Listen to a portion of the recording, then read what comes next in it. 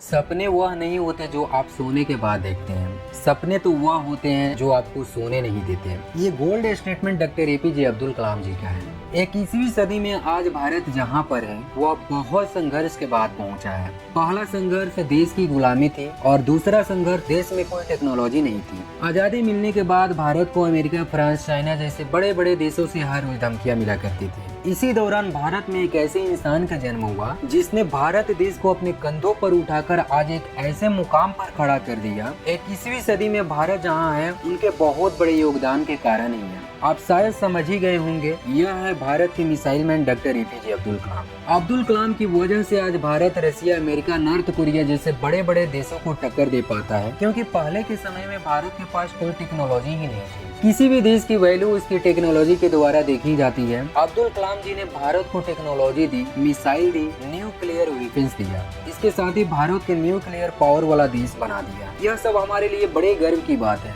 Doctor कलाम को यह कामयाबी इतनी आसानी से नहीं मिली थी। इसके पीछे एक बहुत बड़ा संघर्ष छुपा हुआ है। तो आइए बिना देर किए जानते हैं श्री कलाम जी के बारे में।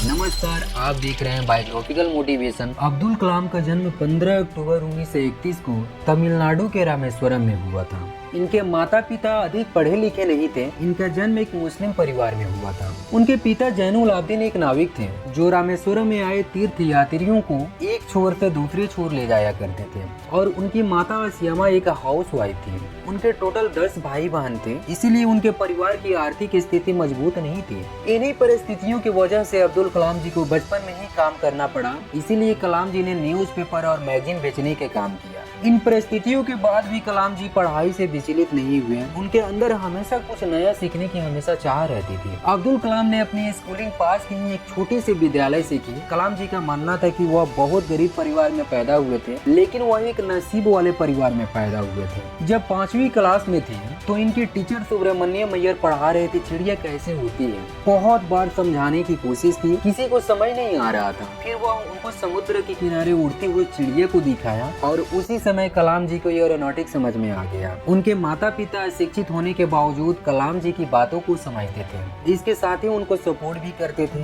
उन्होंने अपना हाई स्कूल रामनाथपुरम स्वार्ज स्कूल से पूरा किया। इसके बाद त्रिचन्नापल्ली के सेंट जोसेफ कॉलेज में 4 साल तक पढ़ाई की। यहाँ से उन्होंने 1954 में फिजिक्स से ग्रेजुएशन किया। इसके बाद वह इंजीनियरिंग करना चाहते थे। इसके लिए उन्होंने मद्रास इंस्टीट्यूट ऑफ टेक्नोलॉजी में एडमिशन लिया। उनका सिलेक्शन तो हो गया, लेकिन उनके पास एडमिशन के लिए 1000 रुपए नहीं थे। उस समय 1000 रुपए एक बड़ी रकम होती थी। इसीलिए उनकी बहन जोरा ने अपने कंगन बेचकर अब्दुल कलाम जी की MIT में एडमिशन कराया। यहाँ तो उन्होंने एरोस्पेस इंजीनियरिंग की शिक्षा कंप्लीट कर ली। यह बात अब्दुल कलाम जी को बहुत शर्मिंदगी भरी लगी। उन्होंने निश्चय किया कि सबके इतने मेहनत और सपोर्ट के बाद मुझे जीवन में कुछ बड़ा करना होगा। 1960 में कलाम जी ने मद्रास इंस्टीट्यूट ऑफ टेक्नोलॉजी से इंजीनियरिंग की पढ़ाई पूरी की। यहाँ से पढ़ाई पूरी करने के बाद उन्होंने DRDO में वैज्ञानिक के तौर पर काम किया। अपने करियर की शुरुआत भारतीय सेना के लिए छोटे हेलीकॉप्टर बनाकर की। कलाम जी ISRO के सदस्य भी थे। इसी दौरान उन्हें भारत के प्रसिद्ध अंतरिक्ष वैज्ञानिक विक्रम भाई सारा के साथ काम करने का मौका मिला। साल 1969 में उन्हें इसरो के प्रोजेक्ट डायरेक्टर के तौर पर नियुक्त किया गया। यहाँ पर उन्होंने भारत के सैटेलाइट लॉन्च व्हीकल प्रोजेक्ट के डायरेक्टर के तौर पर काम किया। इसी परियोजना की सफलता के परिणाम स्वरूप इंडिया का पहला सैटेलाइट रोहिणी पृथ्वी की ऑर्बिट में वर्ष 1980 में स्थापित किया गया। इसरो में शामिल होना कलाम जी के करियर का टर्निंग पॉइंट था। जब उन्होंने सैटेलाइट लॉन्च व्हीकल प्रोजेक्ट पे काम किया तब उन्हें लगा कि जैसे वह वही कार्य कर रहे हैं जिसमें उनका मन लगता है। अमेरिका के स्पेस ऑर्गेनाइजेशन नासा से डॉक्टर कलाम जी का बुलावा आया। वे 1963 में नासा गए। अपने आत्मकथा माई जर्नी में कलाम साहब ने लिखा है कि जीवन के 20 दिन काफी कसमसाहट से भरे थे। एक तरफ विदेशों में शानदार करियर था तो दूसरी तरफ देश सेवा का आदर्श। बचपन के सपनों को सच करने का अवसर का चुनाव करना काफी कठिन था कि आदर्शों की ओर चला जाए या मालामाल होने के लिए अवसर को गले लगाया जाए। लेकिन अंततः मैंने तय किया कि पैसे के लिए विदेश नहीं जाऊंगा, करियर के परवाह के लिए देश सेवा के अवसर नहीं गवाऊंगा। इसी तरह DRDO से जुड़ गया। भारत के प्रसिद्ध परमाणु वैज्ञानिक राजा रामना की देखरेख में पहला परमाणु परीक्षण किया गया। डॉक्टर कलाम को पोखरण में 1978 में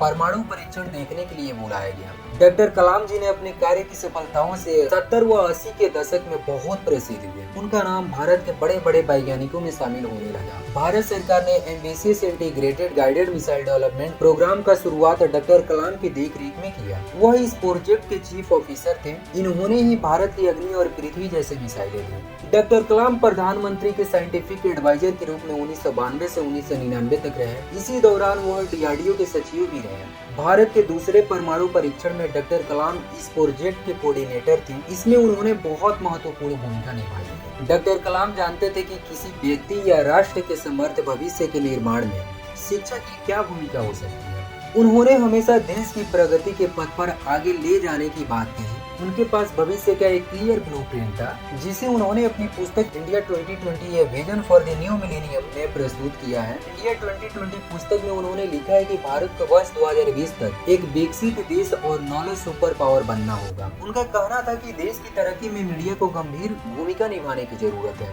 नकारात्मक खबरें किसी को कुछ नहीं दे सकती, लेकिन सकारात्मक और विकास से जुड़ी खबरें उम्मीदें जगाती हैं। डॉक्टर कलाम एक प्रख्यात वैज्ञानिक, एडमिनिस्ट्रेटर, एजुकेशनिस्ट और लेखक के तौर पर हमेशा याद किए जाएंगे और देश की वर्तमान एवं आने वाली कई पीढ़ियों तक इंस्पिरेशनल पर्सनालिटी एवं महान कार्यों से प्रेरणा लेती रहेंगी। एक डिफेंस साइंटिस्ट के तौर पे उनकी अचीवमेंट्स एंड फेम को मद्देनजर रखते हुए उन्हें साल 2002 में राष्ट्रपति का उम्मीदवार बनाया गया। भारत के 11वें राष्ट्रपति के रूप में 25 जुलाई 2002 को शपथ ली उन्होंने। डॉक्टर कलाम जी राष्ट्रपति बनने से पहले भारत रत्न प्राप्त करने वाले तीसरे राष्ट्रपति हैं। उनके कार्यकाल के दौरान उन्हें जनता को राष्ट्रपति कहा गया। डॉक्टर कलाम ने राष्ट्रपति पद से मुक्ति होने के बाद विभिन्न क्षेत्रों में काम किया हुए teaching, writing, guidance and research जैसे कार्यों में व्यस्त रहे। डॉक्टर कलाम ने विभिन्न संस्थानों में विजिटिंग प्रोफेसर के रूप में काम किया। उनमें से प्रमुख रूप से IIM Shillong, IIM Ahmedabad and IIM Indore संस्थानों में शामिल है। इसी के साथ Indian institute of space science and technology, Indian science institute Bangalore and आना यूनिवर्सिटी चेन्नई में भी एरोस्पेस इंजीनियरिंग के प्रोफेसर के रूप में जुड़े रहे। डॉक्टर कलाम ने Indian institute of technology Hyderabad and Banaras Hindu university of information technology की भी शिक्षा दी। डॉक्टर कलाम ने देश के युवाओं के भविष्य को और बेहतर बनाने के लिए व्हाट कैन आई गिव की शुरुआत की,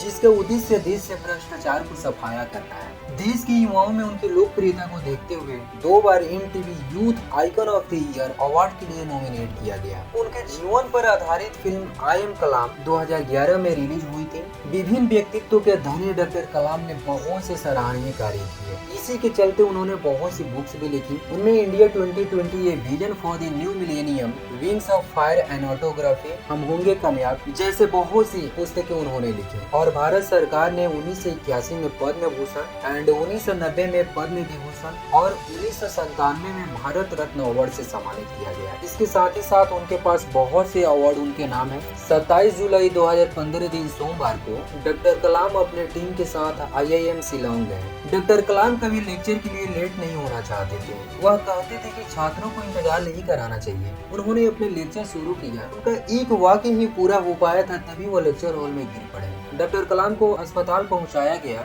जहां पर डॉक्टरों ने पूरी कोशिश की, लेकिन वह उन्हें बचा नहीं पाए। उनकी मृत्यु के कारण हार्ट अटैक बताया गया। मृत्यु के बाद 28 जुलाई को उन्हें गुवाहाटी से दिल्ली लाया गया, जहां उन्हें दिल्ली के घर में आम जनता के दर्शन के लिए रखा गया। यहाँ सभी बड़े नेता आकर उन्हें श्रद्धांजलि भी दी। इसके बाद उन्हें उनके गाँव एयर बस के द्वारा ले जाया गया। 30 जुलाई 2015 को कलाम जी के अंतिम संस्कार उनके गाँव रामेश्वरम के पास हुआ। मिसाइल मैन कहे जाने वाले अब्दुल कलाम साहब ने देश की हर उम्र में सेवा की। अपने ज्ञान के माध्यम से उन्होंने देश की कई मिसाइल दी और देश को शक्तिशाली बनाया। उन्होंने भारत को सुरक्षित बनाने की दृष्टि से पृथ्वी और अग्नि जैसी मिसाइलें दी। ज्ञान विज्ञान के क्षेत्र में विख्यात रहे। कलाम साहब देश को शक्तिशाली एवं आत्मनिर्भर बनाना चाहते थे। इन्होंने एलिमेंट साइंस में देश को इंडिपेंडेंट बनाया। आज भले ही हमारे देश में कलाम साहब नहीं है, लेकिन वो हमारे देश के युवाओं को और लोगों को इंस्पायर करते रहते हैं। यह थी कलाम साहब की बायोग्राफी और मुझे पूरी उम्मीद है कि यह बायोग्राफी आपको पसंद आया होगा। तो दोस्तों, आपको ये वीडियो कैसा लगा प्लीज कमेंट करके बताएं। अगर आप इसी तरह की वीडियो देखना चाहते हैं तो वीडियो को लाइक कीजिए, शेयर कीजिए, सब्सक्राइब कीजिए एंड बेल आइकन प्रेस करना ना भूलें। जय हिंद, जय Bharat. Thank for watching this video.